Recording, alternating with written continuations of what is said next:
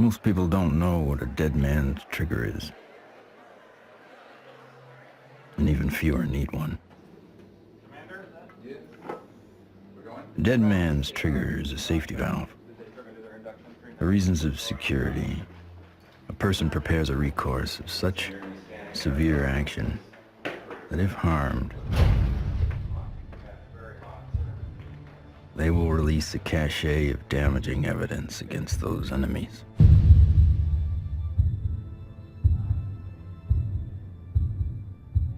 Given his situation, Dr. Stephen Greera is one of those rare men.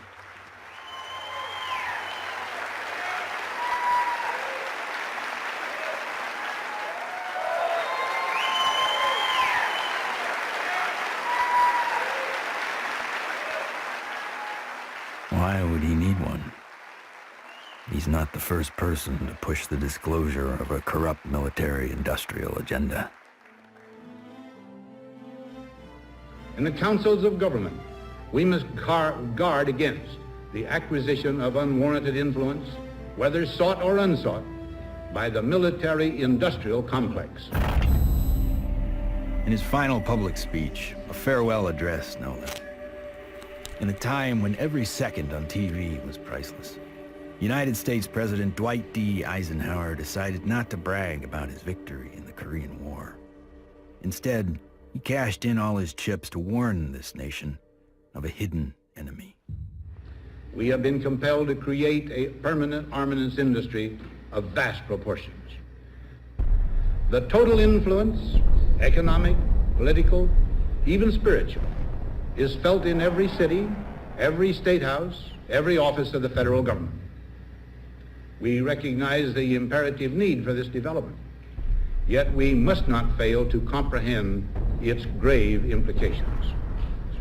When I was with Lawrence Rockefeller at his ranch in 1993, he turned to me and he said, "The implications of this are so vast and so profound that no aspect of life on earth will be unchanged by its disclosure."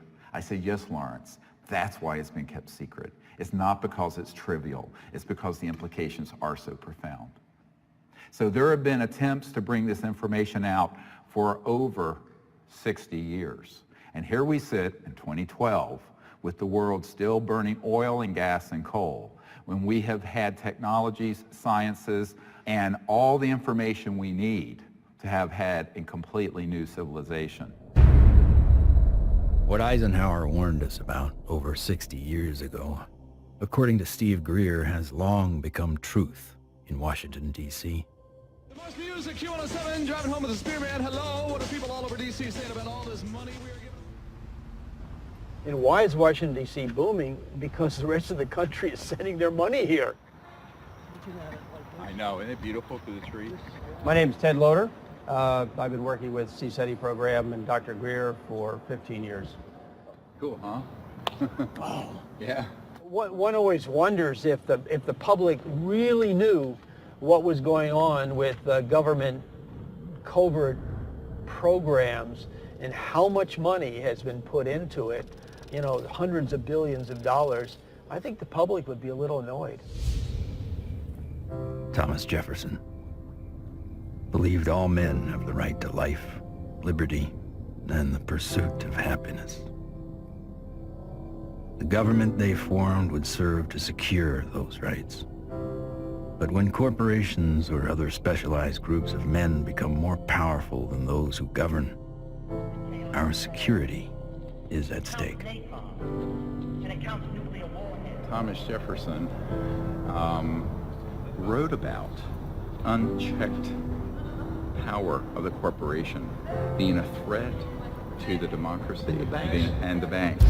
You see, the U.S. Federal Reserve Bank issues every dollar bill, yet it is not run by the U.S. government or any elected official. It is owned by a private banking cartel. But here I find the chairman of the Federal Reserve, who's in charge of the dollar, in charge of the money, in charge of what the money supply is going to be.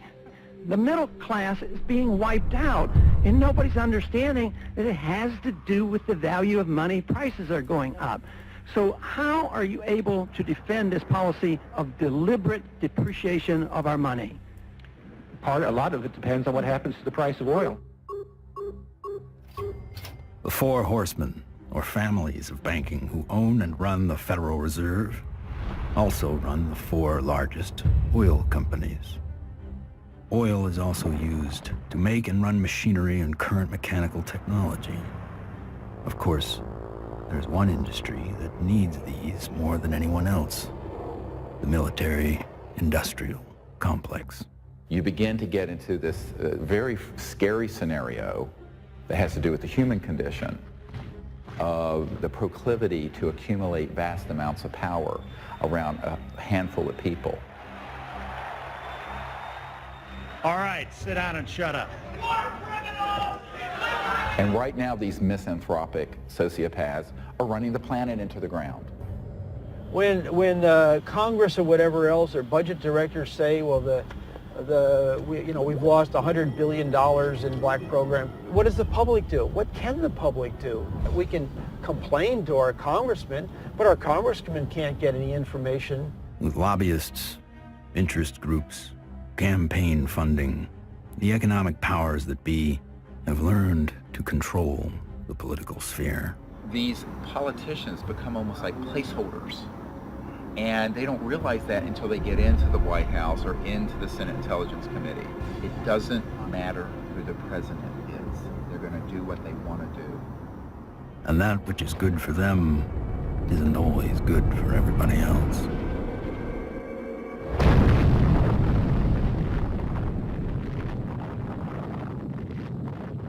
From 1945 to 1998, 2,053 nuclear bombs exploded on this planet. The United States detonated over half of them. Now I am become death, the destroyer of worlds. When the first nuclear bomb was exploded in Trinity, Robert Oppenheimer, one of the founding fathers of the nuclear age, said, "We have done this before."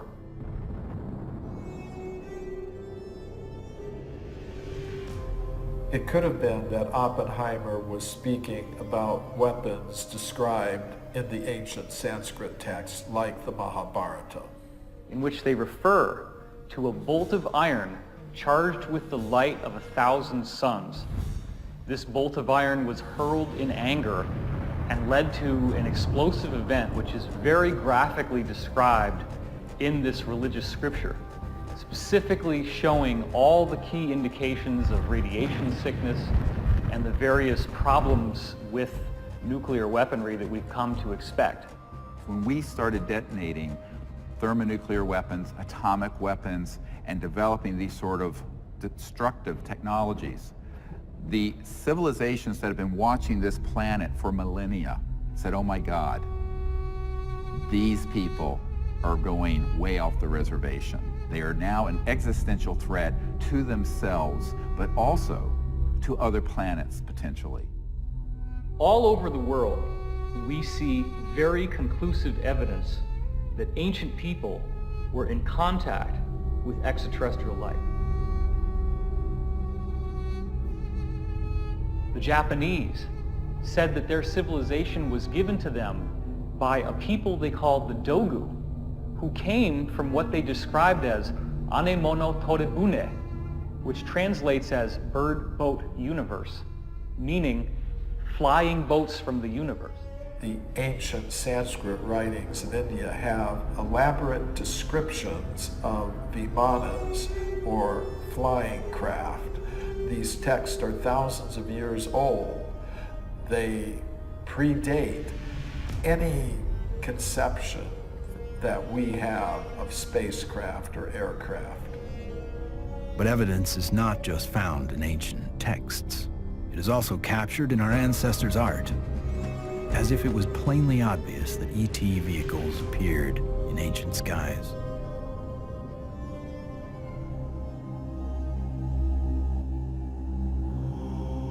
It is a foregone conclusion by most broad-minded people that we are not alone in this universe.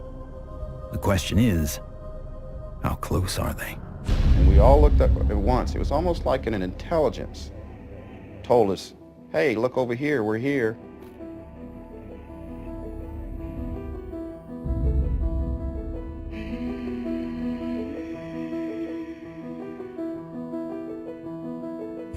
I saw 3 red lights in a triangle almost directly overhead.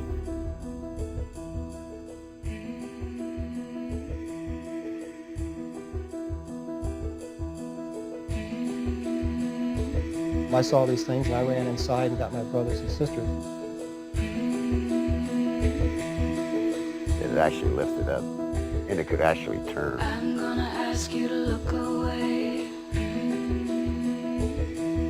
I love my hands, but I wasn't one who believed that UFOs might exist. I was satisfied they exist. the life I have isn't what I'd seen. They estimated 100 yards from the left wing was this 100-foot disc.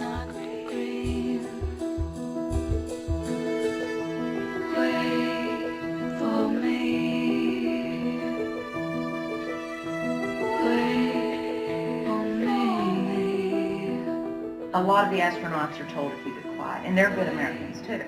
They developed the film from the moon, everything that's done by NASA.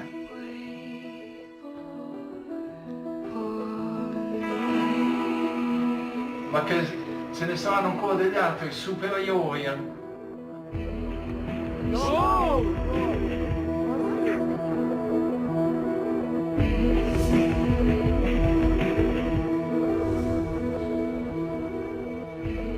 There's so much evidence out there that even if less than 1% is true, that would be enough to collapse the current paradigm and change the whole planet.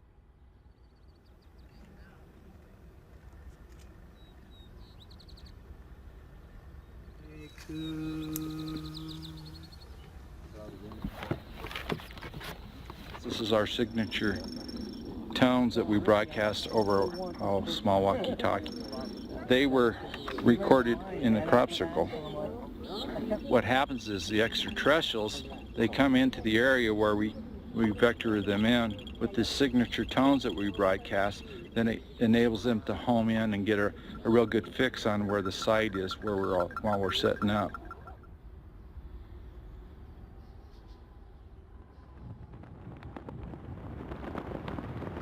The whole concepts of the crossing point of light, the physics of consciousness, and interstellar communication all were developed on a kind of a vision quest we did here in 95 or 96. Astronomer J. Allen Hynek developed a scale to identify the types of human ET encounters. From his original 3 categories, a 4th, more controversial, has been added, CE4. Even more controversial, Stephen Greer added a 5th kind of encounter, CE5, human-initiated contact. So, how is this done?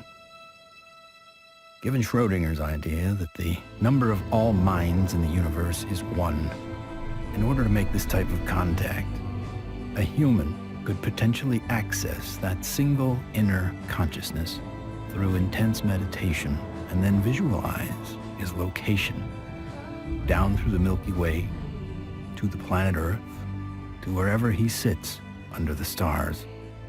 In theory, then, any extraterrestrial passing by would be able to hear the broadcast and know exactly where to go, if they choose to do so. It's interesting how many people have never been out in a place like this where they can see the whole Milky Way galaxy. Most people who come for a week, it alters their life. There's meditation techniques, there's remote viewing techniques, and once you start learning these processes and refining them, then you can make contact more quickly, more easily, and be more of an asset to the group. Checking to be sure that there's no source from anyone else so that when we do start having electromagnetic signals through this, we know that it's a legitimate source. My name's Emery Smith. I've been with CSETI for approximately 3 years. Getting the baseline reading from us. My duties consist of a couple things. I am Dr. Greer's head security detail. I also and they're a photographer. I operate anywhere from 2 to 6 cameras at one time. Yeah, that's our craft. It was over the mountains in this direction. Many of the craft that are coming in are transdimensional, and the way I understand it, not visible to the human eye. And that's where this new technology, night vision, that's where that's coming into play. And with the advent of new technology that's out there, it becomes easier and easier for us to capture these beings and these celestial objects on film. after you do the night vision, it has that green hue, of course. And after a while, when you get back to real life, you're thinking, why isn't everything green? This can't be reality. I want to show an early one from Gulf Breeze from 1992. We went down there, and one of the fun things that happened is that I had about 40, 50 people. Let's go out on the beach. And we didn't have good cameras then, but you'll get the feeling of how exciting it was, have all these people, and 1, and then 2, and then 3, and then 4 ET craft materialize right in the sky. There it goes, 1, 2, 3. And look, there's 4. There's 4. There's 4. We have a confirmed CE5. Holy damn hot shit. Hot dog. Thank you. All right. So the point, the point is, it's fun.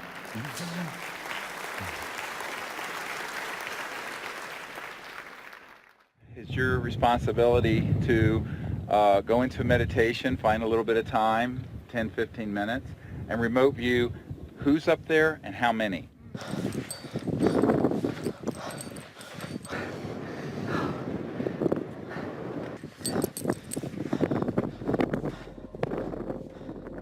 I can attest to the fact that real phenomenon happens here. I really feel that his CE5 protocols are based on a spiritual kind of positive contact, and I think that that is an excellent model for any kind of communication, whether it be on Earth, in the United Nations or wherever, but in this particular field it's with cosmic cultures. And we use consciousness, meditation, visualization, remote viewing, certain tones, and we do it in a group when we can, or even as individuals. It's just been this series of unbelievable events that are amplified by our meditation. It enforces this communication between us and the ETs, and it's so interactive. I could feel everything, I could hear all the sounds just right there. Perfect. And then this being the little larval one comes up, and we had this hug, and I shared the joy, and I'm like just thanking it for this experience. And let's do what we can to feel as if it would feel that this is perfectly normal and natural. Oh, sure. And that, you know, this is... Relax and get in that flow consciousness, exactly. So I was jarred by our group getting like tripped out and in that kind of, I was startled by some of the ways that our group was being, and I was going, and then there was moments where I was like, wow, I can only imagine how a visitor might feel. The ETs pick up on your intentions, and if you're really out there just to learn and really want to communicate with these extraterrestrials, well, it's going to happen. Avahanam Narayanam Padma Bhavam Vashishtam Shaktim Chatat Putra Parasharam Cha Yasam Shukam Golda Param Mahantam Govinda Yogindra Matashashisham.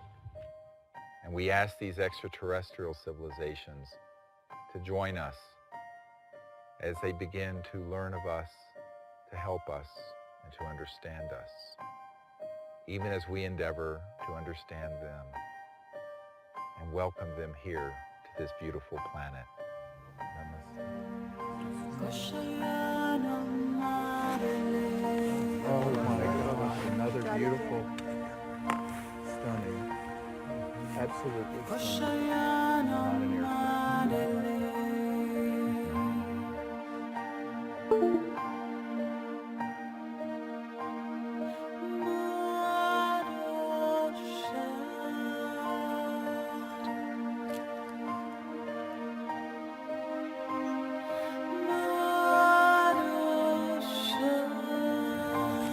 comes a military plane very quick.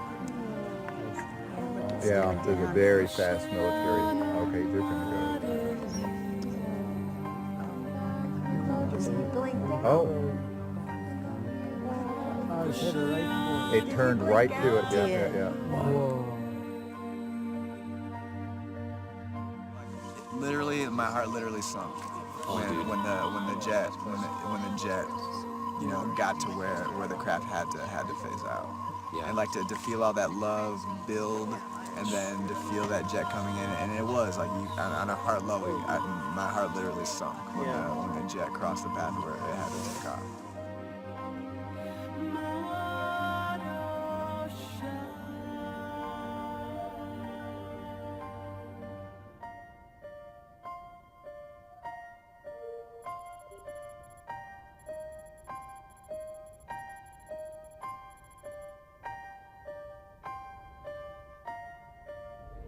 So in the camera, that's what you got. You got like this light traveling, and you can see it's not like a satellite where it's got like a path. It's got like a, you know, like a movement. Yeah, and then it's gone. When I was 17, I injured myself. I got so infected, and at the time, because I was very poor and I didn't have any health care, I just laid there and I got sicker and sicker and sicker, and I had a near-death experience. I found myself out in deep space, and it was this experience of complete oneness with the cosmos, not just with Earth and life on Earth, but with the stars and the infinity of creation. It certainly altered the course of what I would end up doing, because I then learned meditation. I actually became very aware of the power of the mind. This experience helped guide the direction of his life. Though Greera went on to earn a medical degree and raise a family, he continued to study consciousness and contact.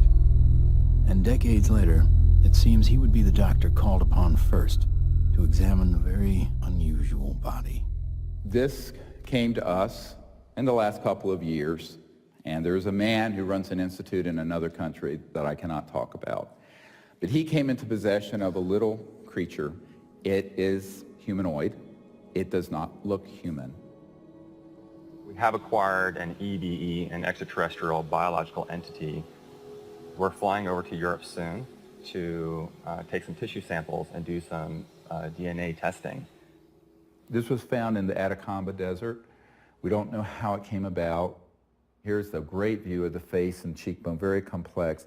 Now there is a fracture here, and behind this right ear is caved in, and that's how this ET being was killed. We have the best scientists in the U.S. from Stanford that are going to be doing the testing itself to see what this really is, and also to rule out what it's not.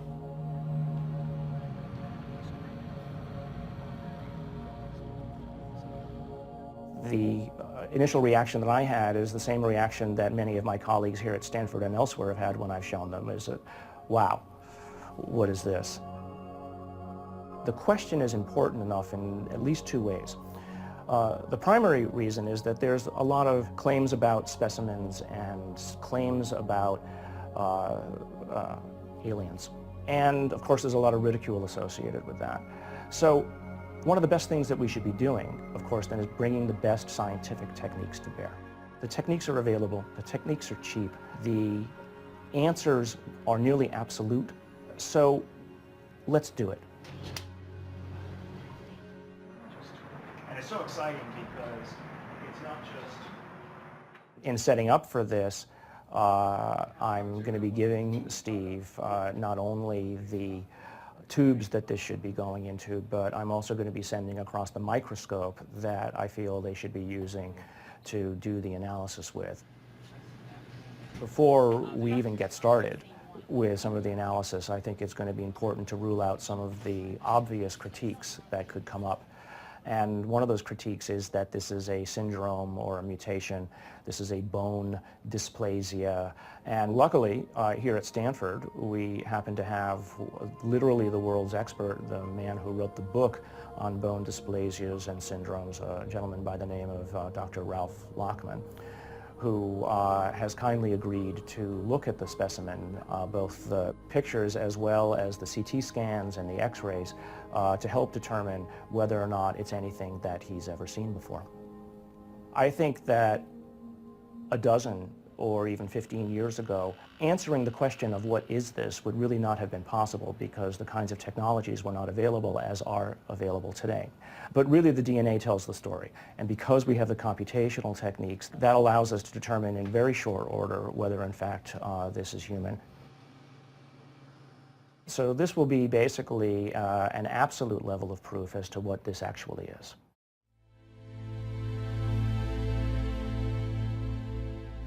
The problem is not proving that UFOs exist. It's when you begin to expose the energy and propulsion systems behind how they're getting here. You're talking about unveiling an entirely new science that would replace oil, gas, coal, nuclear power, public utilities. And this is the $600 trillion problem. So the patent office, after they fired me, I had to wait 6 years before I got rehired. Everybody at the office was avoiding the case. But when they finally did, the arbitrator wrote an 85-page report on how the media had caused my dismissal. So I only got a 30-day suspension out of the whole thing, which was taken out of the tiny little bit of 6-year back pay. So that was great. Yeah, it was. Wonderful. Yeah, it made it all worth it, so to speak, because that's how we were able to open the offices and stuff. It was very comfortable. No feeling of being shocked or anything else, just a good feeling, comfortable. What scientists need to do and normal people need to do is they need to look at the hardcore evidence, decide that, oh my gosh, ETs are real, and then get over that. And if that's the case, then you can start extrapolating because they're getting here, which means they have solved the physics problem, if you will. That's an actual photograph that Mark Whitford took, a friend of mine. And you see the stars in the background. So this is a fixed camera. The craft was a triangular craft moving away from him, and all of a sudden it makes a right angle turn. Apparently it has what I would describe as inertial shielding. It's the only way something can make a right angle turn without having everybody killed inside of the craft. Though we experience inertial forces every day, their origins remain a mystery. However, there are theories that point to interactions between objects with mass and a quantum energy field. Inertia is due to zero-point energy interaction. So you're interacting with a charged matrix, which is a zero-point field. If you try to change that, then you get a reaction force. There must be an interference shield of electromagnetic nature that would stop that interaction with the zero-point field. And you can suspect that UFOs have already figured this out because they wouldn't be flying around and still have inhabitants. New energy scientists today are attempting to find new ways to define the relationship between electricity, gravity, magnetism, and propulsion.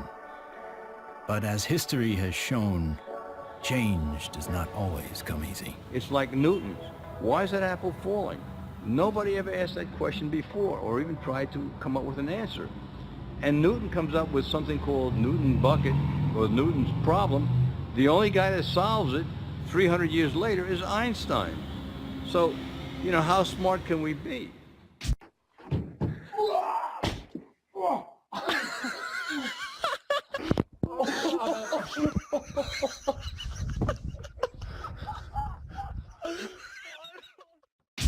If you look at everything normal within the conventional wisdom, you're not going to learn anything new.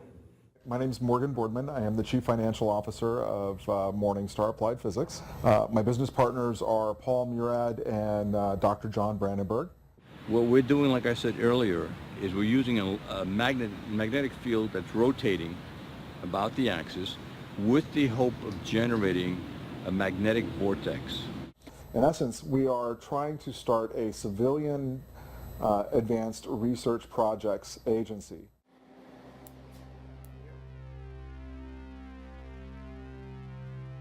Okay, all right, so basically we have 4 options. Option 1 is a retarded potential. Option 2 is a lagging image, right? Yeah.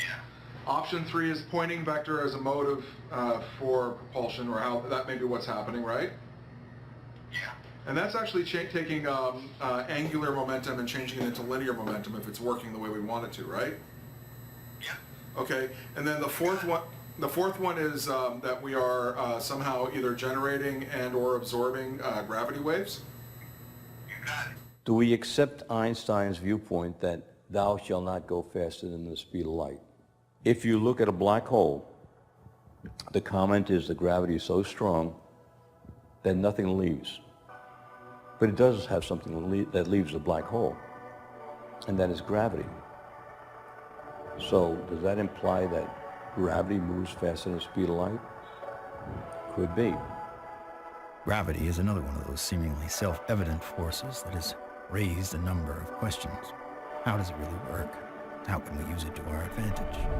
In the mid-1920s, T. Townsend Brown discovered that electric charge and gravitational mass are coupled, and that by building devices that harness these interactive forces, we could create advanced propulsion. At about the same time, Nikola Tesla and Thomas Edison won the Nobel Prize in physics, but both refused it. Tesla was at the end of a long career of inventing. He had advanced technology in the fields of X-ray, radio waves, internal combustion, and of course, atmospheric electricity. When everything was said and done, he had earned 112 U.S. patents. He proved that electricity can travel wirelessly in the air, and ultimately died penniless. However, his work did influence many others, most notably Lester Hendershot and Dr. T. Henry Moray. Hendershot invented a magnetronic generator to energize an impossible flight, if fueled by gas, that took Charles Lindbergh and the Spirit of St. Louis from New York to Paris. Dr. T. Henry Moray developed the Moray valve, a device for extracting radiant energy from the zero-point field, and demonstrated this device hundreds of times and had dozens of signed affidavits supporting his science. Yet in the end, even these two notable scientists were ignored and bullied. Dr. Moray's device was hammered down and broken into pieces by a competitor, and before he could finish reconstruction, he passed away of natural causes. Hendershot fled to Mexico to continue work, but was found dead at 61 years of age, attributed to suicide. There's all kinds of skullduggery that happened there. I don't think T. Henry Moray ever got a decent chance to ever do anything with that. There is absolutely no question that T. Henry Moray had a system that produced about 50 kilowatts out of a 55-pound box. The conventional electrodynamics model does not allow this to happen. In other words, it doesn't allow you to extract excess energy from the vacuum and use that to power your load. It costs just as much to restore it as was used to destroy it. So we got to put in more than we can ever get out in a load with such a squirrely circuit. And that's the only kind of circuit we've used in power systems since day one. We're still building them. We're still making power systems that deliberately kill them. So we pay the power company to have a giant wrestling match inside his generator and lose.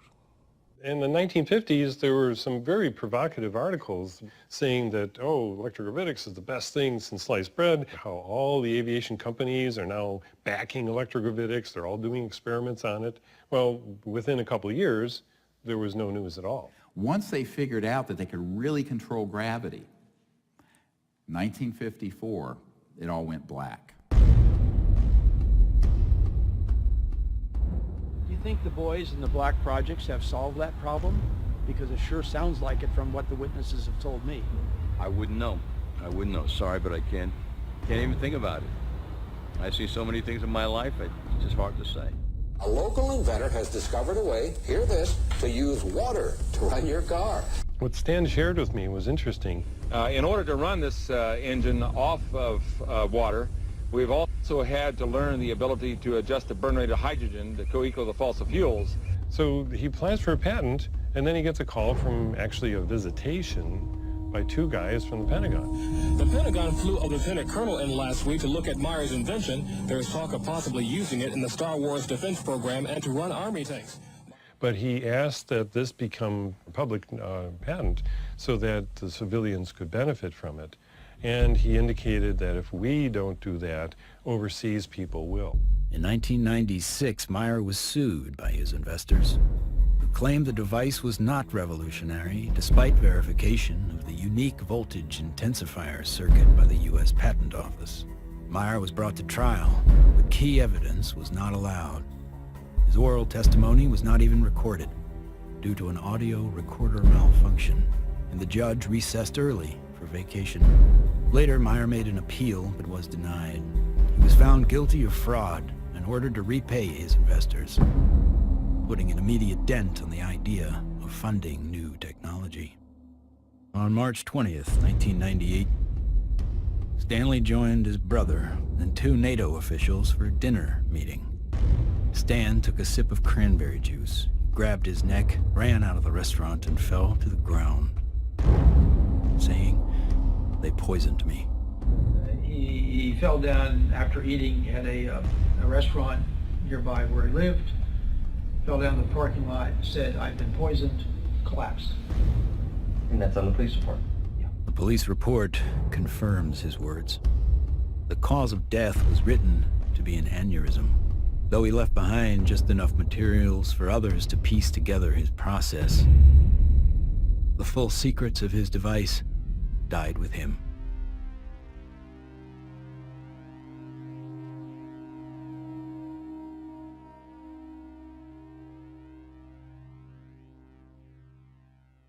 So from this, I began to do more work with the administration, various people, friends of the president, the Rockefeller family. Lawrence was the white hat in that crowd who wanted us to bring this information out, actually hosted us at the Rockefeller Ranch in the Tetons. And one night he pulled me out on the deck and he said, "Well, you know, we really need you to do this." I said, "Lawrence, you're old, you're rich, and you're Rockefeller. What do you want me to do? I'm just a country doctor banging around in an ER in North Carolina." He says, "No, we want you to do this." I went, "Okay." So I'm the throwaway guy. I'm the guy you can throw away because my life doesn't matter. We are back in Rachel, Nevada with our first 2 distinguished guests. Stephen Greera is a North Carolina doctor. He does a lot more than watch the skies. He fires off messages, and he says that someone or something is responding. Dr. Greera is looking for close encounters of the 5th kind. What, at this minute, do you believe? Our assessment at this point is that there is at least one extraterrestrial civilization which has managed to make its way to our corner of the universe. And number 2, that there's no evidence at all that they have hostile intentions towards this planet. And number 3, that the priority at this point must be trying to establish some sort of a liaison to them, some sort of a diplomatic liaison to them, and that's what we're working on. Is there a continued cover-up? Yes. Do those at the highest levels of government agencies know that there's a cover-up? Not necessarily. Officer X, a high-ranking military veteran, joined forces with Dr. Greera in order to use his military and government influence to gain access to high-level officials. I was able to arrange for a CSETI briefing to the then Vice Director for Intelligence for the Joint Staff, Admiral Tom Wilson, the same person who had been at Atlantic Command with me. At that meeting was Steve, Apollo 14 astronaut Ed Mitchell, Brigadier General retired Steve Lovkin, Syrian automatic Steve's right arm. Well, Dr. Greera did indeed mount an initiative and did go to Washington, did speak with high-level government people. I attended and helped him with that. We briefed certain members of Congress, some of their staff, some of the people from the White House. We talked with people in the Pentagon. It led me to the belief that people in high-level government have very, very little, if any, information, valid information. One of the most important of all the meetings was with CIA Director R. James Woolsey. Here I fly up to Washington. The cover story was a dinner party. One of the things that I found was that this CIA director wasn't lying when he communicated to us that he had not had access to these projects. He was shaken to his core We met for not 20 minutes, almost 3 hours. And by the end of it, I handed him, my hands were shaking, and I handed him this document. And it was a position paper recommending executive orders and the things the Clinton administration and he needed to do to get control of this mess. And he looked at it, and he looked at me. He says, yes, he says, but how do we disclose that which we have no access to? And I almost wept. I went, what? Dr. Greera approached many D.C. officials in an attempt to gain an audience. One of the people who took him seriously was former CIA Director Bill Colby. If there's truth in it, there can be a danger in that situation. We've seen that happen in other cases. I said, you have to consider the possibility of some danger to not only your reputation, but to your person. I mean, people do react rather violently to some kinds of charges, or particularly if they're true.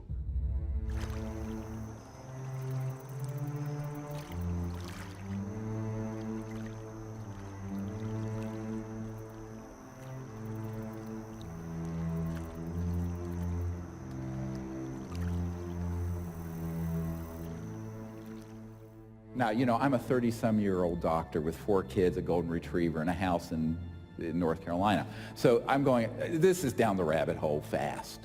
But that is the situation, my friends, when you're dealing with secrecy that is criminal and illegal. In 1997, in an effort to push his message deeper into Congress and the White House, Greer headed to Phoenix to prepare a video with his best evidence to show in Washington, D.C. While he was in the editing room, the biggest UFO witnessed event in history was about to happen.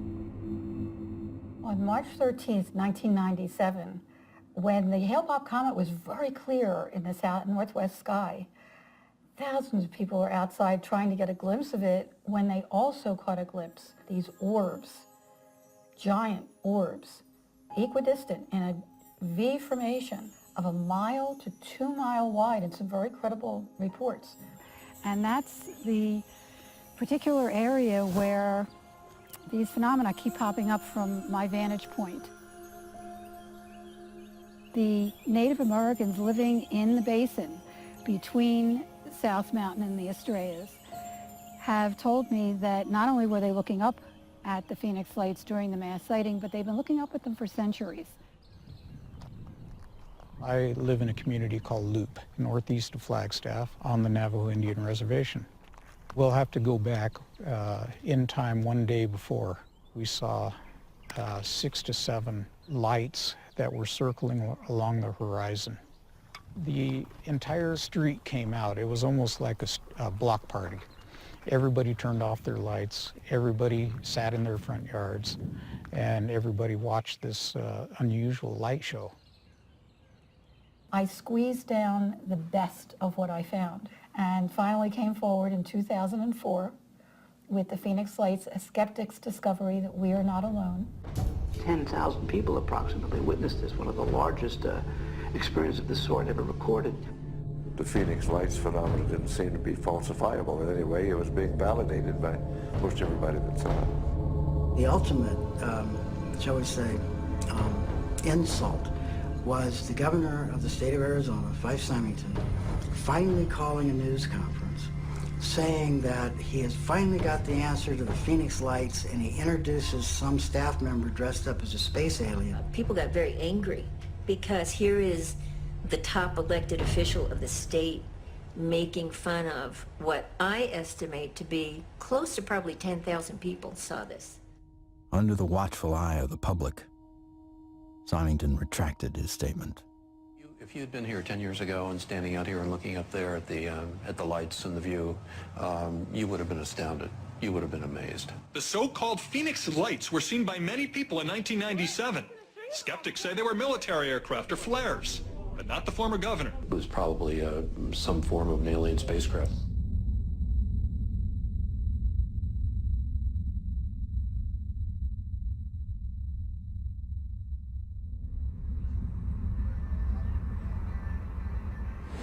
On our way to Barcelona. Barcelona. Sure. the evidence. Dr. Bravo. Hi, Dave. Are you ready for the trip? I'm ready for the trip. I'm so excited. We're going to do some very wonderful work, and I can't wait to get the results. Upon arriving in Spain to look at the being for the very first time, I was kind of skeptical. It was definitely a game changer for my thought process to actually see it in person than to see it on film. The first thing we had to do was go to the radiology lab because we needed x-rays and CAT scans before we did anything. Porque esto es, ya se lo comenté, que era un poco difícil de hacer. Es, The best we can get. lo mejor que pueda pasar. Porque evidentemente no se puede manipular para nada. The head radiologist at the center saw the beam and was quite impressed. And the first thing she said was, "Wow, that looks like an alien." That's really okay. This is fabulous. That's pretty good for you. Yeah, for that, yeah. Okay, that's good.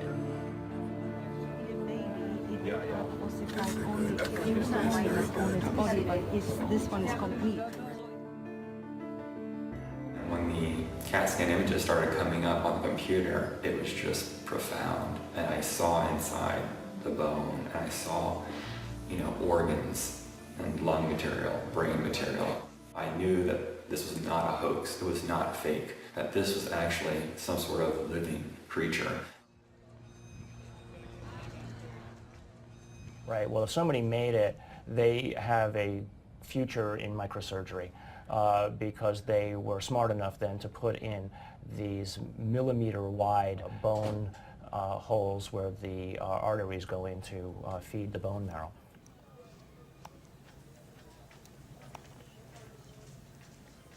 And so now the challenge is to prove what it is, right? My interest, frankly, is to disprove that it's anything unusual or anything paranormal.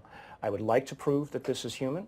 I would like to prove that this is just an interesting mutation, but obviously if you leave your mind open, or I should say if you leave your mind closed to alternatives, you'll never see what those alternatives might actually be. In every situation with scientists, your reputation's at stake. I have every expectation that even doing this is going to lead to some ribbing from some of my colleagues, right? But I think that that's perfectly acceptable because at the end of the day, who's going to validate these things? If someone isn't willing to step forward and do it right, then you're going to have it sitting out there forever, hanging in limbo, right? I mean, if you let other people and their opinions stop you from believing what you know to be true, then all you're doing is stopping the possibility of progress. Anytime anybody tries to study this subject seriously, we're subject to ridicule.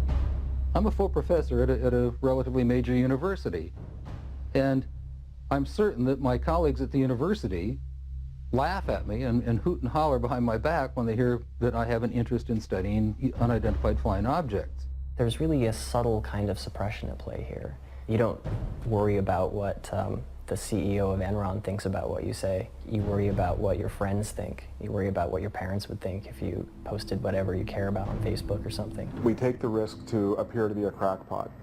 There may be people who are going to be threatened by that for any number of reasons. My feeling was that I was involved in a lot of strange activities, so I tried to say to myself, let's not look at this with too much exposure and mention it because there's a question of credibility. This should be the subject of rigorous scientific investigation and not the subject of rubbishing by tabloid newspapers.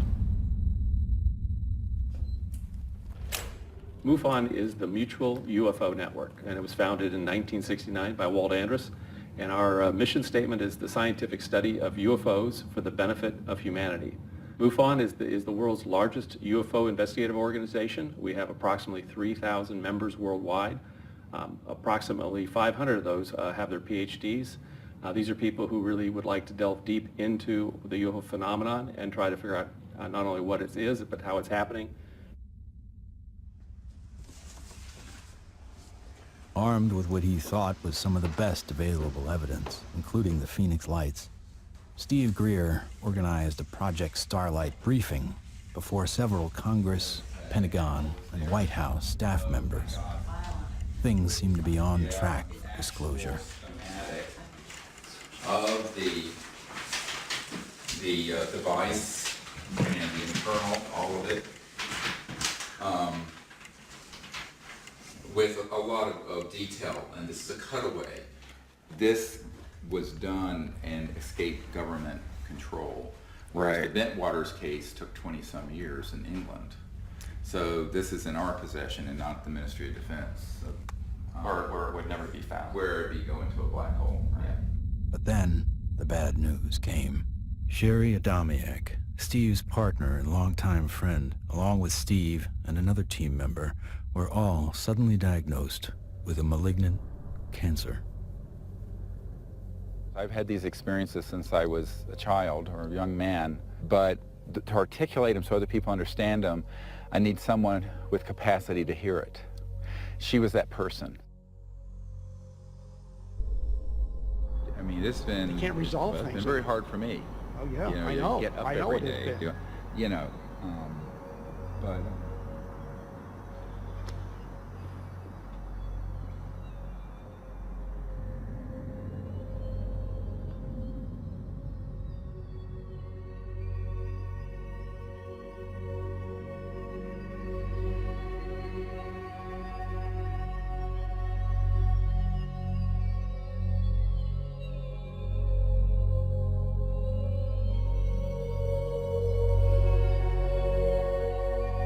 One of the last places she wanted to come was here. So she asked that her ashes be placed on the land. So we put her ashes around that tree.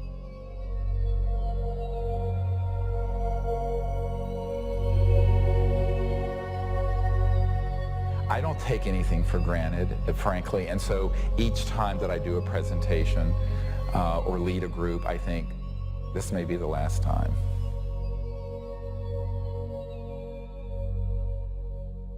The thing that has kept me going the most is not any external thing, but the experience of that near-death experience where I know that there's an aspect of us that doesn't die. That is why I can go mano a mano with these elements and not be afraid. I shouldn't say be afraid, not stand down. Everyone has fear. I've certainly had my fears. But it gives you an anchor so that you can go forward.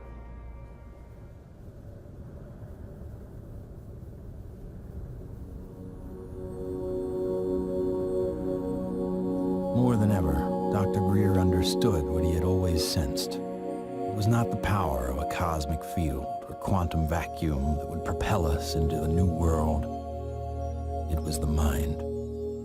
This really is the opening to an entirely new science of consciousness. You can maybe think of consciousness as a television set. On the TV screen you see pictures and sounds and so forth, and if you tried to find out where that was coming from and you looked inside the television, you're not going to find it. It's not there. The signal is in the radio waves around it, invisible to us, that's being interpreted by the television as pictures and sounds. So this is very much like the state of how we understand the mind and consciousness.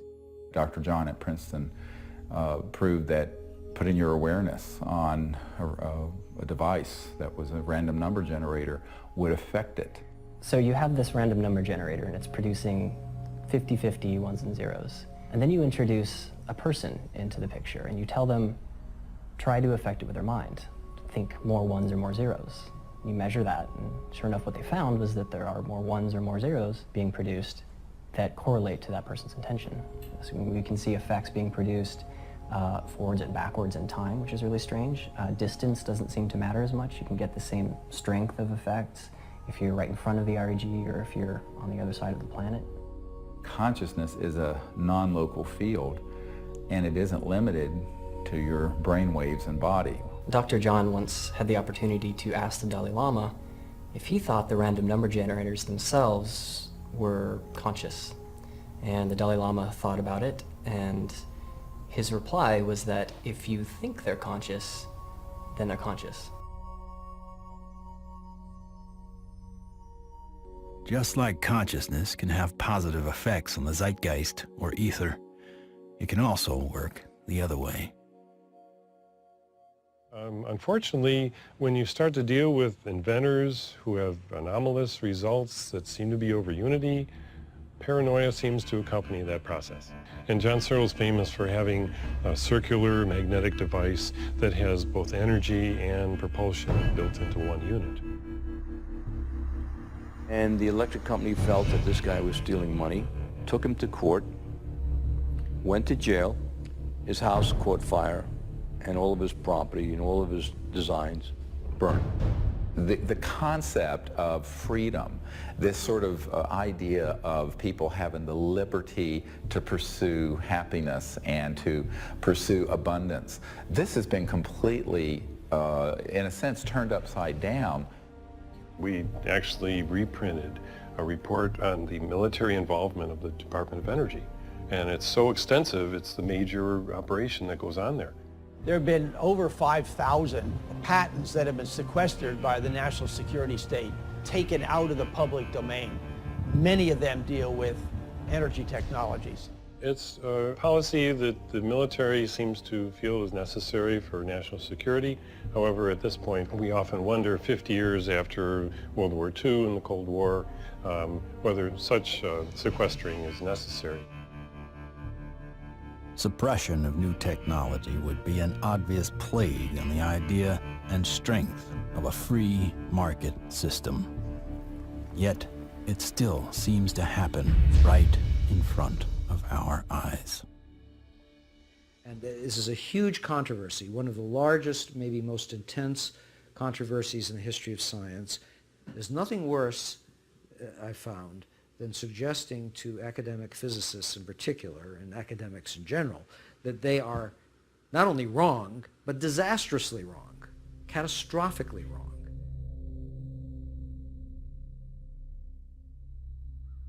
Cold fusion patents have not been approved. They will not get through. American citizens are being denied their constitutional rights. I inadvertently was looking through some piles of paper that had been given to me in a casual manner by all these hot fusion physicists as they were trying to do their calorimetric repeat of the Pons-Fleischmann experiment. And I was stunned. I couldn't believe what I was seeing. It looked like monkey business to me at the time, and it has turned out to be exactly that. It was represented as a negative result when it was positive. And that data is scientific fraud as far as I'm concerned. It's been referred to legal authorities in the government. I asked for a review at MIT, got nowhere. If this type of manipulation had occurred in any legitimate research area, such as cancer research, AIDS research, global warming research, anything that's accepted as reasonable to be researching, the people would lose their jobs, they wouldn't be in science. And yet, these people today, their data is used today, to year 2000, and all before, to reject patents.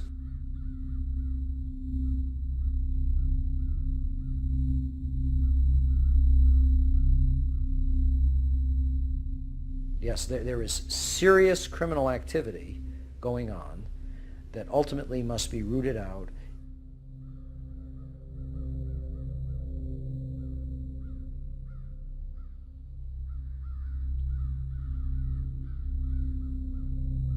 It became very clear to me that, you know, you kind of had a tiger by the tail here, and that this was serious. For a moment, Dr. Greera considered shutting everything down. He had been threatened and swindled far too many times. Sherry was gone.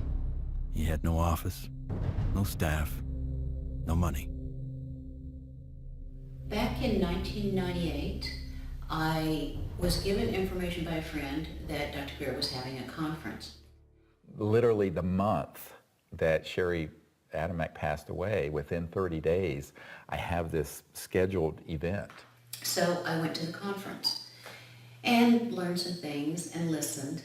And so she just on a lark came, and she's an emergency doctor like I am. And what really grabbed my attention was he was getting all this information from military witnesses. That was in 1998. By 2000, when we were planning and storyboarding and working the whole disclosure project event out and pulling together all these hundreds of witnesses, we didn't really have the funding to do it. But she got so supportive and involved that she lived very modestly and took all of her excess income and donated it.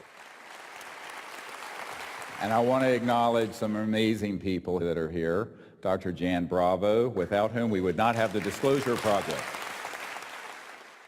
But it's not just the funding she's provided, it's the moral support and the encouragement and the friendship. And so she's just become a very key person. And, you know, it's sort of metaphysical and odd that literally the month that Sherry Adamek passed away, within 30 days, I have this scheduled event. Not alone anymore. With the support of a loyal team, Dr. Greera grew his witness list from a couple dozen to over 200. And see that little dot right there? That dot don't belong there.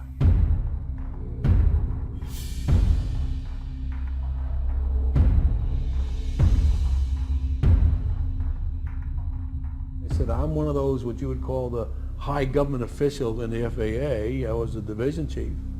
There was only 3 or 4 down from the admiral. I was awarded the Air Force Guided Missile Insignia. I was the first photographic officer in the Air Force to get they called it the missile badge. So I forgot who it was called, but he says, we got a problem here. What's the problem? He says, well, it's that UFO.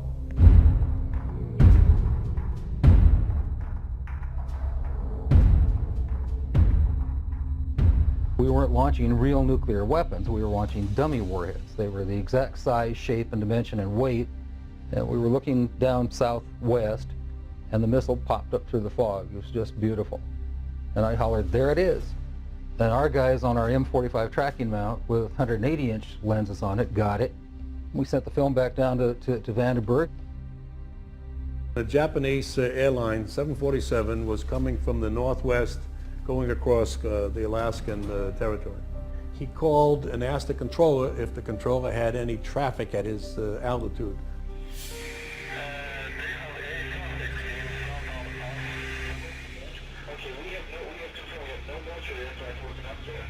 His radar is picking up a target. He sees this target with his eye, and the target, the way he described it,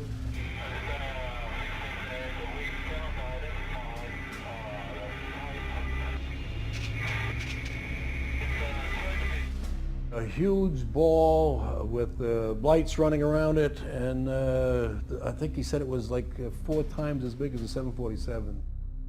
I was called into Major Mansman's office at the 1st Strategic Aerospace Division headquarters. And Major Mansman said, watch this.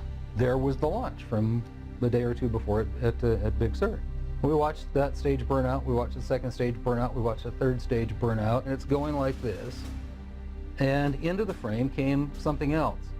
It flew into the frame like this, and it shot a beam of light at the warhead, fires another beam of light, goes around like this, we're going like this, fires another beam of light, goes down like this, fires another beam of light, and then flies out the way it came in. And the warhead tumbles out of space.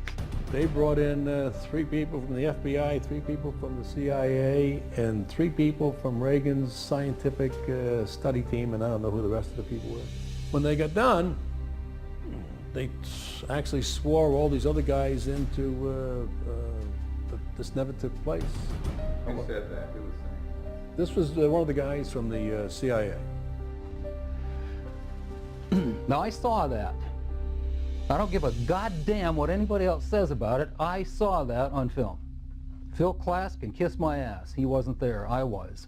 He said this is the first time they ever had 30 minutes of radar data on a UFO. He said, you are never to speak of this again. As far as you're concerned, this never happened. So I said, yes, sir, and walked out, and that was the last I talked about it for 18 years.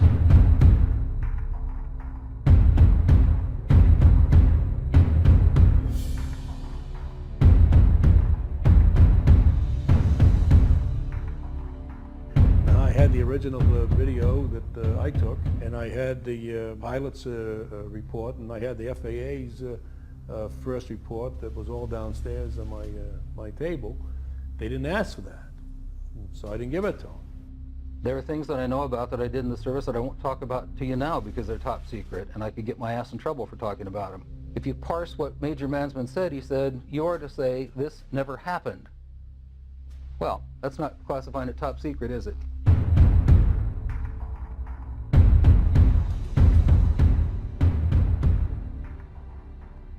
And I was a part of a United States Air Force cover-up for 18 years. But who do you tell that you were involved in a UFO incident without them looking at you like you ain't wrapped too tight? What we photographed up there affected me for the rest of my life and made a huge impact on my understanding of the universe and of governmental manipulation of our minds.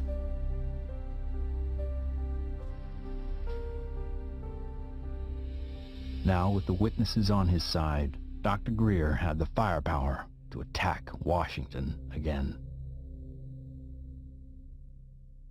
We are not alone. That's the message a group of pilots, scientists, and former government officials want Congress to hear.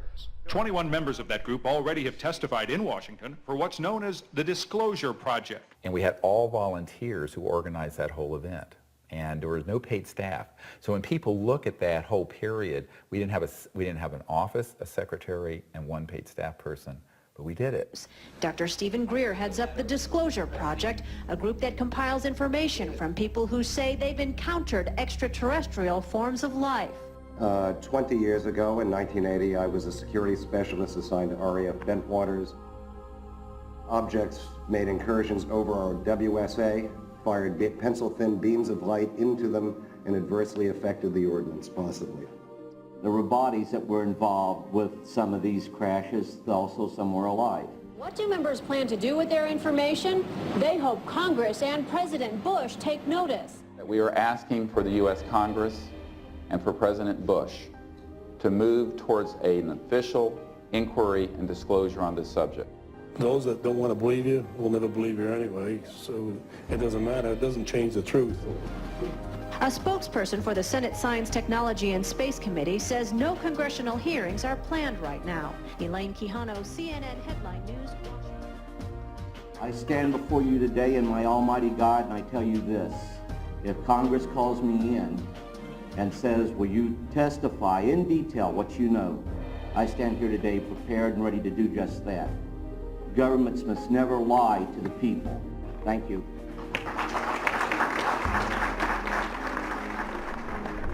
The number of people Dr. Greera had managed to get behind him was monumental.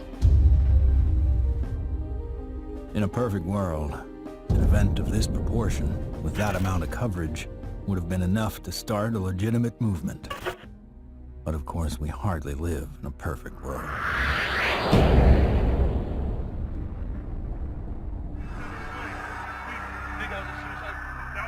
Yeah, don't say it. It's on, you know it, right? I don't know, guy. Everything's fucked up. 9/11 became the mother of all news stories and completely changed the game for everyone. Fear, panic, and strife were imprinted in the public consciousness. To what end? Not to go after Al-Qaeda, but rather to invade the sovereign nation of Iraq. Given such a drastically overt misstep on the part of a U.S. government led by an oil family, the question on some people's minds is whether or not this disaster was exploited, or worse, engineered. The Gulf of Tonkin in the Vietnam War, Chiang Kai-shek in the Korean War. False flag operations are nothing new. However, according to some, the ultimate card to play might be yet to come. How do you grow the trillion-dollar military-industrial complex that Eisenhower warned about into a $2 or $3 trillion program? You got to have a bigger enemy out there. Von Braun's purpose in life during the last years of his life, his dying years, was to educate the public and decision makers about space-based weapons. First, the Russians were the enemy against whom we're going to build space-based weapons. Then terrorists would be identified, and that was soon to follow. In 1977, I was at a meeting in Fairchild Industries, and in that room were a lot of charts on the walls with enemies, identified enemies, names that people had never heard of, names like Saddam Hussein and Gaddafi. But we were talking then about terrorists, the potential terrorists. No one had ever talked about this before. And they continued the conversation about how they were going to antagonize these enemies, and that at some point there was going to be a war in the Gulf.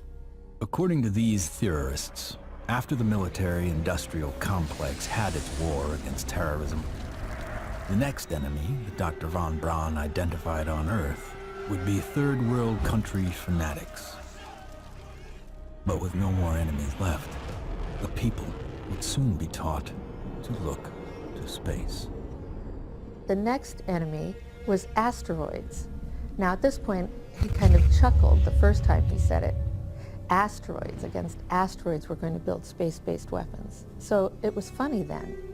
And the funniest one of all was against what he called aliens, extraterrestrials. That would be the final card. And over and over and over, during the 4 years that I knew him and was giving his speeches for him, he would bring up that last card. And remember, Carol, all of it is a lie. 99% of all the information out in the public on this subject is well-crafted disinformation designed to scare people to support the next phase in global warfare. And this kind of corruption is why the only things that are being made on this subject are things that redound to paranoia and fear in the military-industrial complex. I occasionally think how quickly our differences worldwide would vanish if we were facing an alien threat from outside this world. I don't think we're moving forward if we trade, factional and ideological war from one ethnic or religious or economic system into an interplanetary conflict, because that's A, not survivable, and B, would be even worse in terms of galvanizing the world around a military structure. That has been the central organizing principle of our society for a few thousand years, actually. It is hard to concretely prove that 9/11 was a false flag attack because the people behind it are so good at covering their tracks, especially with the compliance of the mainstream media. If you had trillions of dollars, you'd be pretty good at it too. The adversary is closer to home. It's the Pentagon bureaucracy. According to some estimates, we cannot track $2.3 trillion in transactions. $2.3 trillion in transactions. According to the Comptroller General of the United States, there are serious financial management problems at the Pentagon. Fiscal year 1999, 2.3 trillion missing. Fiscal year 2000, 1.1 trillion missing. And DOD is the #1 reason why the government can't balance its checkbook. I would like for you to respond to the questions that I've put to you today. I've forgotten what the second question was. How does one carve out a billion unacknowledged or 10 billion unacknowledged taxpayer dollars? In many cases, at the end of a fiscal year, when there is so-called leftover money, they may or may not know that money may in fact go to a special access program. There are two main types of special access programs: acknowledged and unacknowledged, or USAPs. Those programs are basically totally off the books, and they are able to actually vacuum up money to be a self-perpetuating funding mechanism. Certain USAPs are waived and also completely managed and controlled by private contractors, so they enjoy the secrecy protections only afforded to private corporations. There is virtually no high-level government oversight for these types of USAPs. In many cases, no elected official, including even the president, have knowledge a particular USAP even exists. Between 1947 and 1949, the government passed the National Security Act and the CIA Act. These laws allowed the intelligence community to withdraw money from any agency without disclosure. Essentially, money could be stolen from any program, and no elected official would ever know about it. Great view of the eye socket. Very different eye socket from, and that's another thing that the scientists who've looked at this at Stanford have commented on. If you look at this creature and you look at the cranial vault, how large it is, the size from the eyes up is at least 3 times that of a human. One of the first things that Dr. Lockman immediately remarked upon was the shape of the head and the skull. It was not something that he is accustomed to seeing, and it was quite interesting and in some ways exciting that the associated features that you would expect from a syndrome of that nature were not found.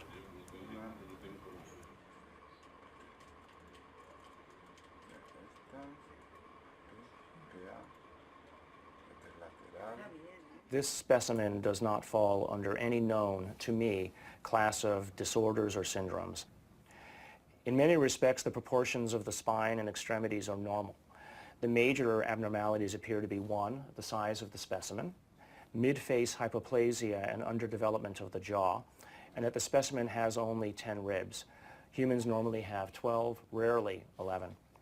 One of the most remarkable aspects of this is when we came down to study the actual bone density. One of the features of fetuses that specialists looks at is the so-called growth plates of the epiphyseal joint, say, of the knees. The shock, I think, and the surprise was, and the absolute certainty that Dr. Lockman had was that this specimen is between the age of 6 to 8 years old. The shock was that this specimen was clearly not fetal. How do you explain how something 6 inches tall survived to any length of time that would allow for it to survive 100 or 1,000 years ago?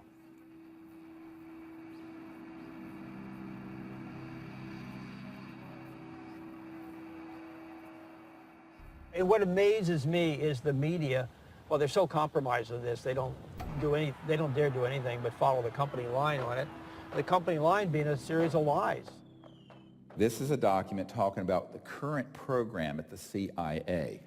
And it says that the PAO, Public Affairs Office, has relationships with reporters from every underlying major wire service, newspaper, news weekly, and television network in the nation. In many instances, we have persuaded reporters to postpone, change, hold, or even scrap stories that could have adversely affected national security. Now, what's the purpose of this? The CIA has no mandate for anything domestic. The FBI is domestic. What the hell is this? Where are we now? We are in a bread and circus. This is a phrase used to describe the creation of public approval, not through excellent public policy, but rather through diversion and distraction. No, I'm not doing that. I'm sorry. You are driving me nuts. That's ridiculous. Keep people fat, keep them happy, keep them diverted, and keep them entertained with drivel and shock and nonsense. That's, unfortunately, the sort of thing that has taken the place of news and information. So that what we're seeing today is a world in which perception is being managed by as little as 5 major media corporations who collectively control magazines, newspapers, corporate news websites, television stations, movies, documentaries. Who are these people? Who could be behind the curtain? Who could possibly be controlling us so effectively? A shadowy government with its own Air Force, its own Navy, its own fundraising mechanism, and the ability to pursue its own ideas of the national interest, free from all checks and balances, and free from the law itself.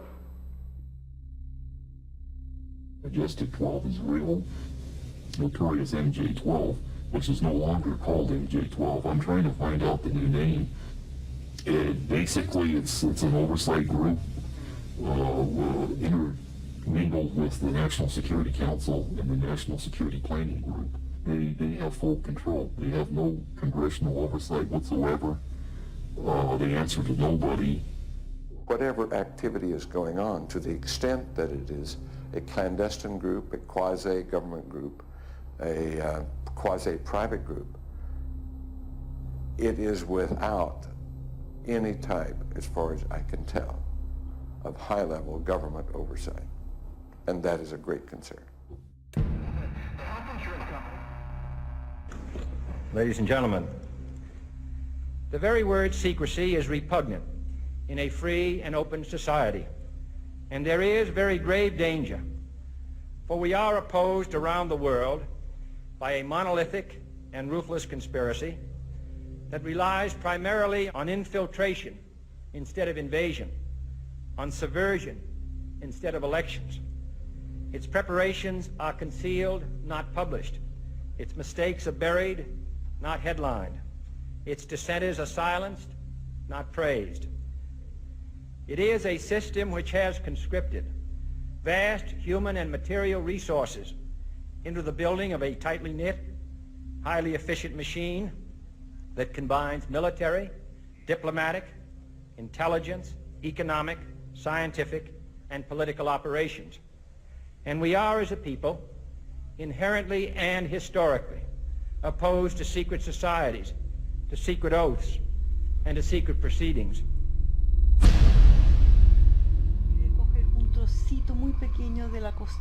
It's got too much tissue on it. They actually want a piece of the bone from at least like a 0.5 of a millimeter in. Como medio milímetro de...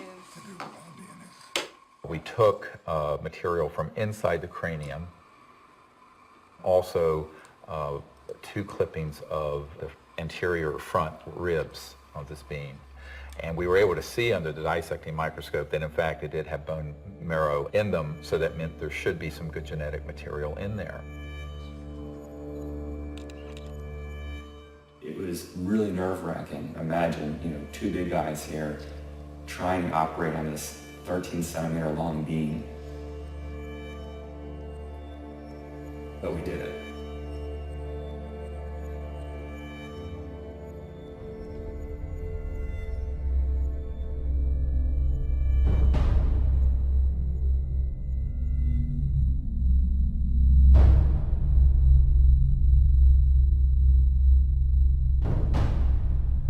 The DNA analysis is being done by some of the world's best. But even the world's best need to be cross-checked, which is why I'm doing the 3 different facilities.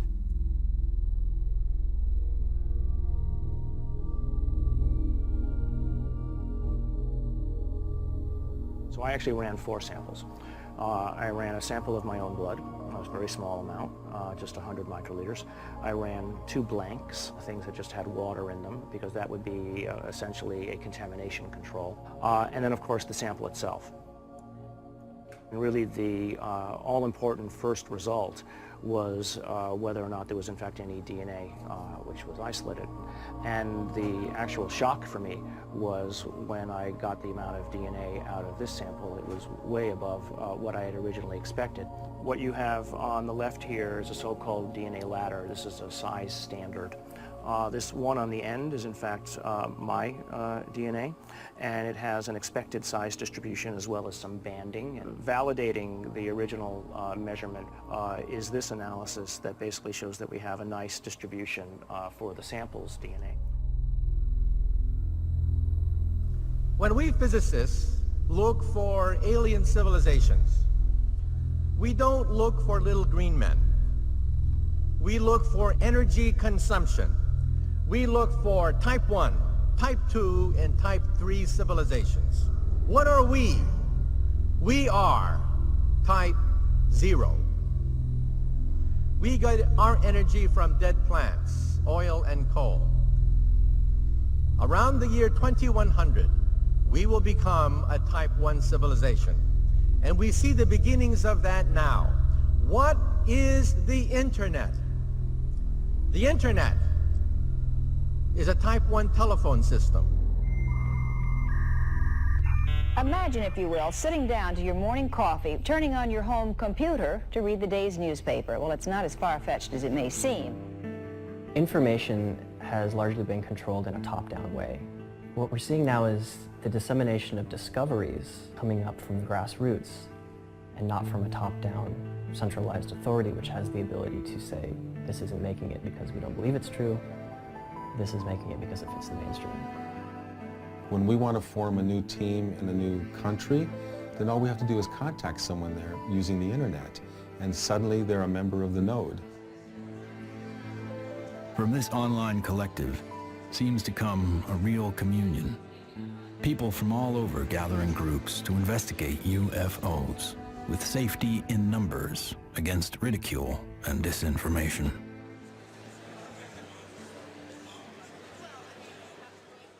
What we found in the past is we had a lot of anecdotal stories, but we didn't have a whole lot of data. With the advent of computers, personal computers, and the internet, we've been able to collect the data and analyze it through some 200 plus data points to allow us to be able to compare cases and to see exactly what's happening and what the trends are.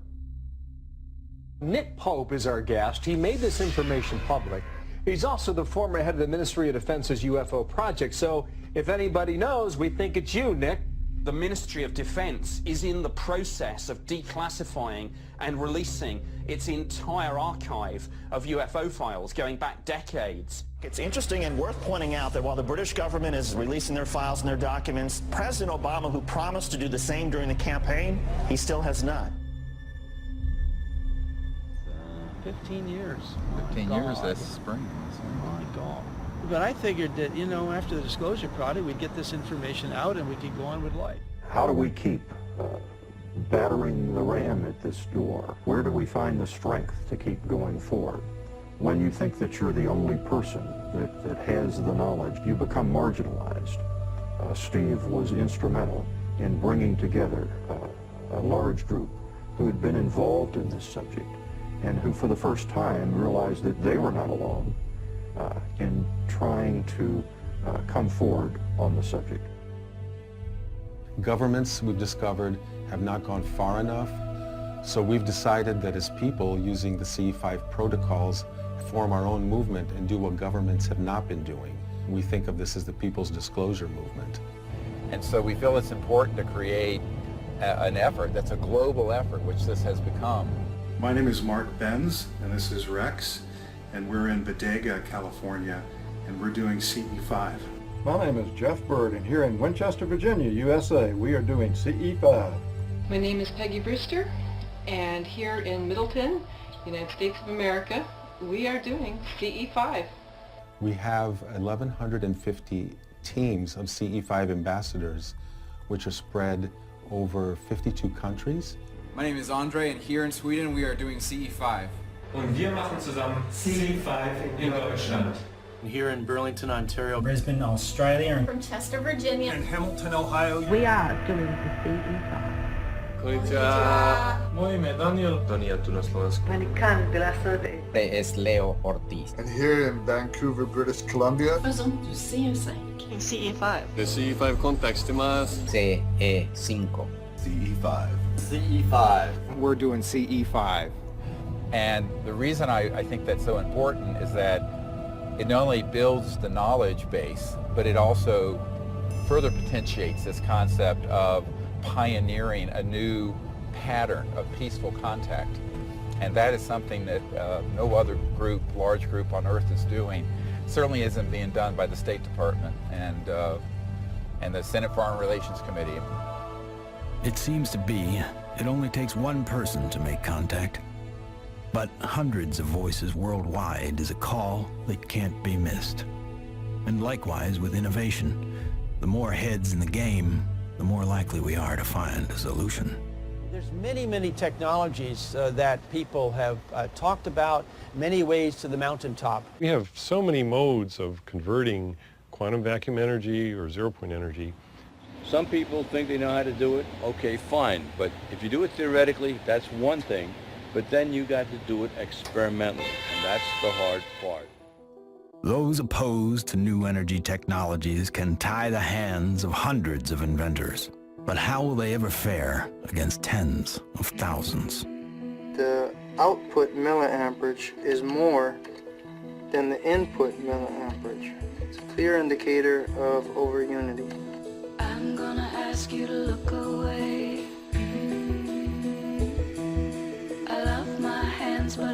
used to crave.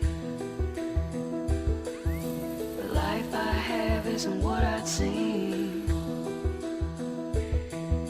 The sky's not blue and the field's not green. Wait for me. Wait for me. Wait for me. Wait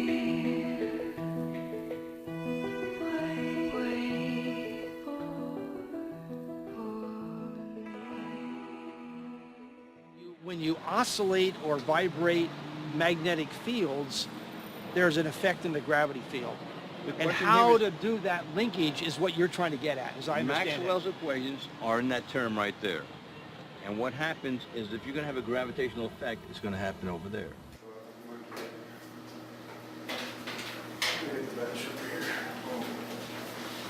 Josh, I think I can help too. This channel here represents revolutions per minute. These are representing weight that we're measuring on the load cells.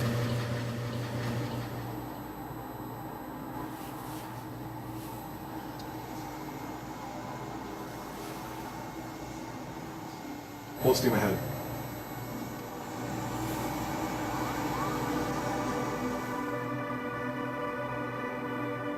We look at our data, we lost 7% of weight. If we move this thing and it loses weight, I must be generating gravity waves. Though the device maintains its shape and size in terms of dimension, it is losing mass. That's a possibility. If it is losing mass, then certainly it would also be affecting time in a very localized manner.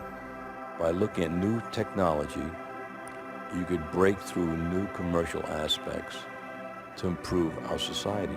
We should be looking for a disruptive breakthrough in this technology within the next 10 years. We're on the brink of developing any number of potential propulsion systems which would take us out of the solar system.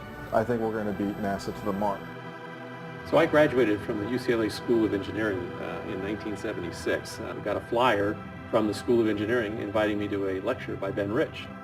Ben Rich was the director of Lockheed's Skunk Works for 16 years.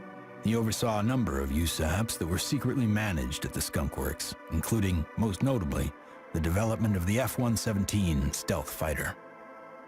Ben shared a slide set of about 40 slides of different things, starting with the U-2 spy plane, going all the way up to the stealth fighter at that time, mentioning that he couldn't talk about the other secret stuff. But when he ended his talk, he had a slide of a black disc zipping off into outer space. And he ended his talk with these words: "We now have the technology to take ET home." So you have to have vision, and you have to have the guts and the courage to go out past the steps and do something of any value, and we have to go past our grasp. And we asked him questions about it. What did you mean when you said we have the technology to take ET home? Ben shared three major things that I think are worthy of research by researchers worldwide at this point in time. The first was we've somehow figured out how to do interstellar travel already. It's known. The second point he made was that there was an error in the equations. My suspicion is it's probably Maxwell's equations for electromagnetic theory. The third thing he said was, how does ESP work? And I was really kind of startled because I didn't know what to say. But I blurted out, I don't know, all points in time and space are connected. And he looked me back in the eye and he said, that's how it works.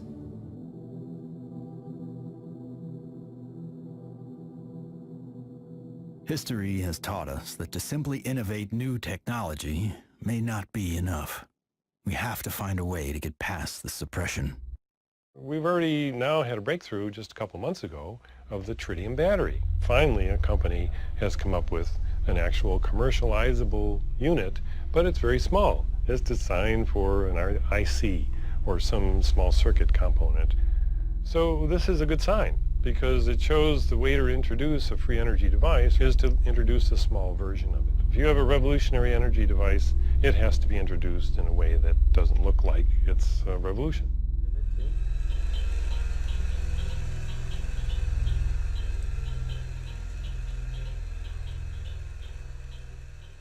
Science is always changing. I mean, even back in the 1960s, they thought that biofeedback, for example, was impossible. But now, of course, we know that that itself is an absurd statement. We have even toys on the market that allow people to, play with biofeedback.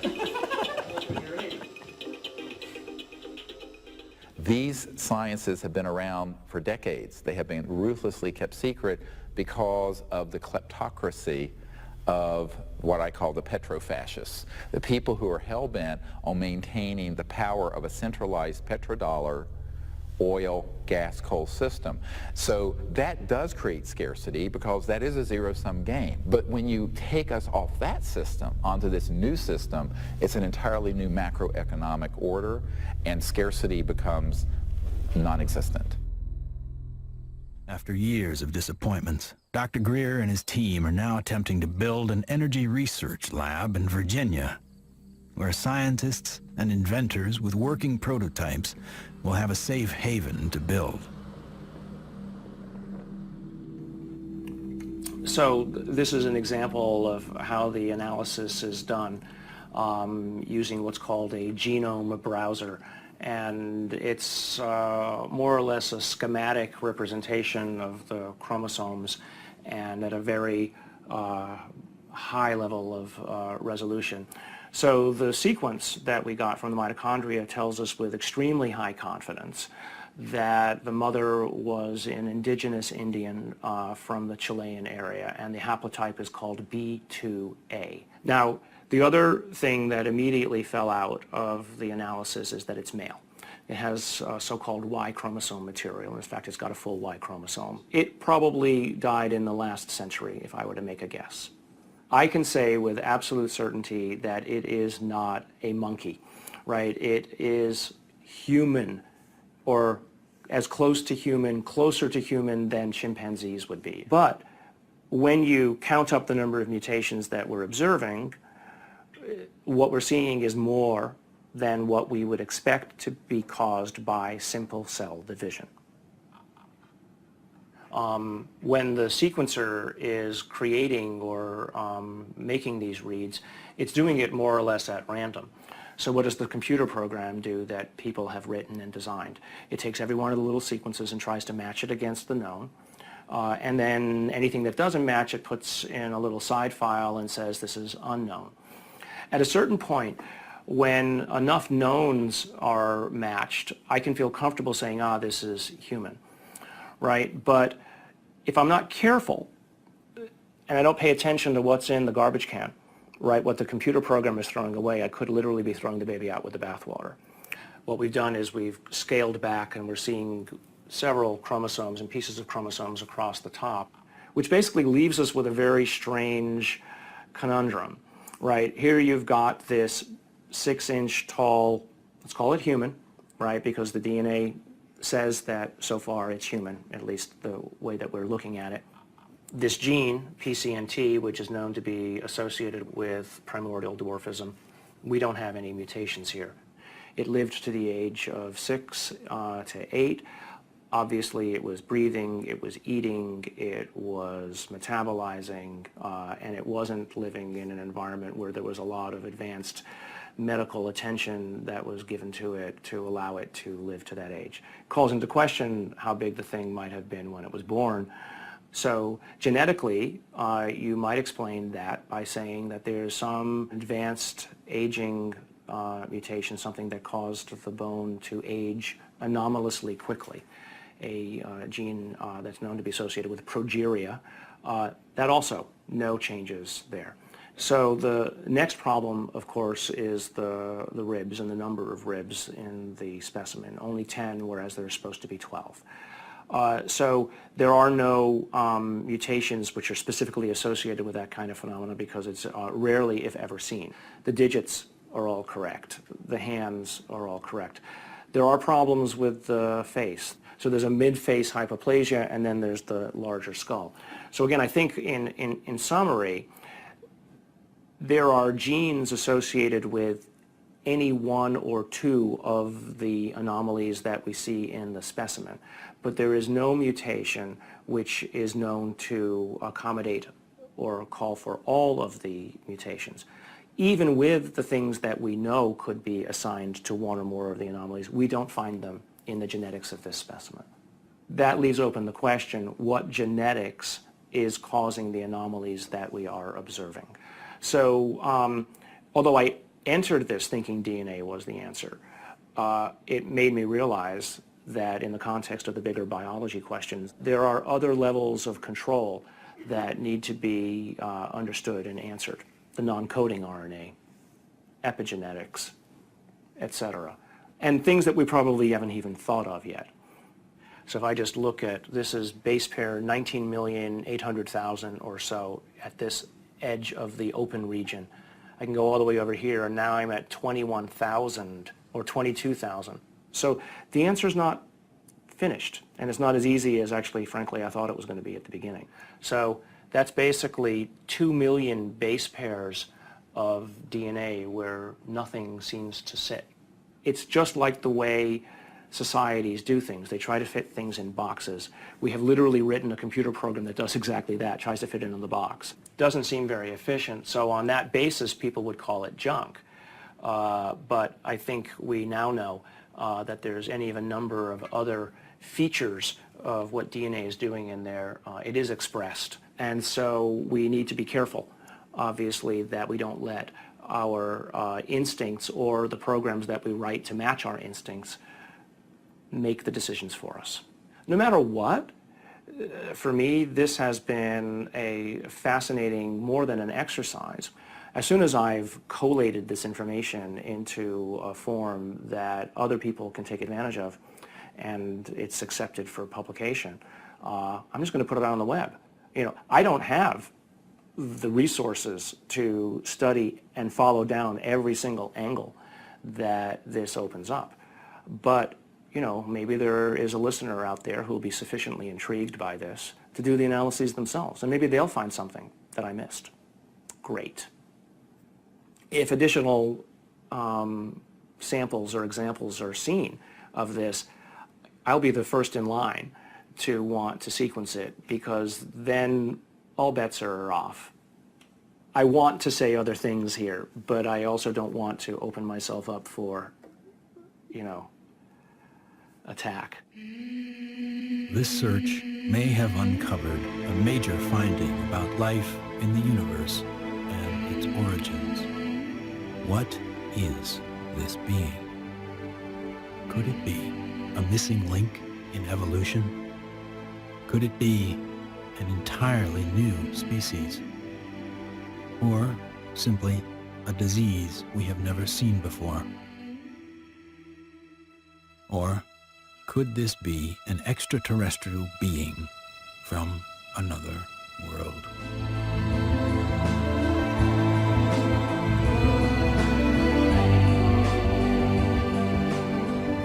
Whatever the case may be, this challenges the boundaries of human scientific knowledge.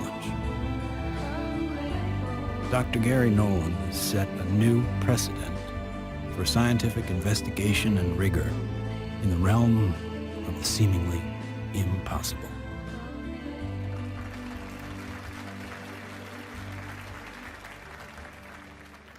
Now, we have now over 4,000 cases of extraterrestrial vehicles that have landed, 3,500 pilot cases, over 5,000 documents from the U.S. government, and hundreds of thousands of pages of documents from 14 countries that have opened their files since the Disclosure Project was launched 11 years ago.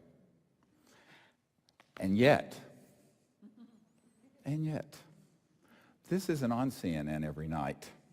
And this is probably the most important thing going on this planet today, and yet nobody talks about it. If we don't explore what to do, we're going to miss the boat. And that could be why Eisenhower's final message wasn't just doom and gloom. It was a charge to the people to spit out the bread, look away from the circus, and take some responsibility. Only an alert and knowledgeable citizenry can compel the proper meshing of the huge industrial and military machinery of defense with our peaceful methods and goals.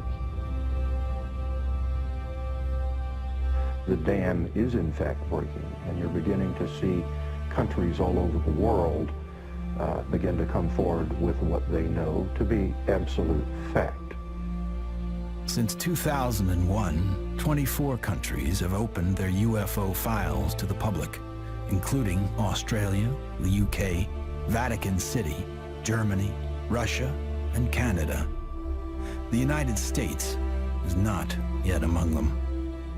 What we have to do is pave the way for these leaders. Because if the people will lead, the leaders will follow. They'll have to. And it isn't about overthrowing the Pentagon. It's about leaving it behind. My goal when I started this was to make this so that I wasn't important at all in it, that there would be enough people that they go on without me. And that way, it doesn't matter if I drop dead. The future is here already. The technologies are here. Contact is happening. And if we come together as a people, what we're going to find is that all of us working together are going to be able to create a world that is amazing. If every single one of us told everyone we know that we're being visited by intelligent life, that the sciences are here to give us a new civilization, we're liberated from that macroeconomic slavery, but this is the destiny of humanity. Thank you very much. God bless you all.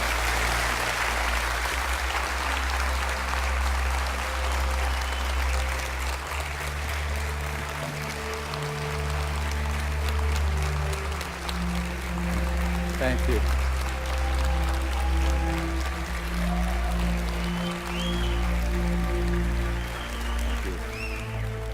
What we've come to learn is this. We are standing at the precipice of a new age. There is power in the many, but only when they're acting as one. That's when resonance happens. Whether joining together as a responsible citizenry against the forces standing to divide us,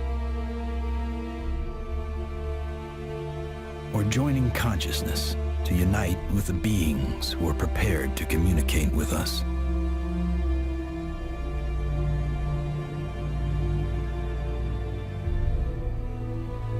In order to succeed in this endeavor called life,